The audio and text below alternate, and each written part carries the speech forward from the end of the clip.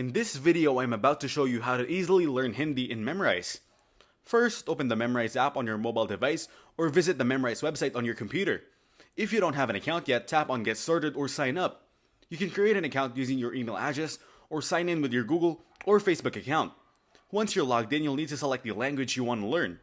Then scroll to the list and choose Hindi. Next, Memrise will ask about your learning goals. This allows you to choose how much time you want to dedicate to learning each day. You can select a short duration like 5 minutes or a longer session based on your schedule. After setting your goals, Memrise will introduce you to some basic Hindi lessons. You'll start by learning essential vocabulary, including greetings, numbers, and common phrases. Memrise uses flashcards, images, and audio recordings to help you memorize words and improve your pronunciation. As you progress, you will learn more about advanced topics, including grammar rules, sentence structures, and practical conversational phrases. The app also includes practice exercises to help reinforce your learning and enhance your listening and speaking skills. If you want to access additional features such as offline learning or extra practice options, you can subscribe to Memrise Pro. To make your learning experience smoother, try to practice regularly.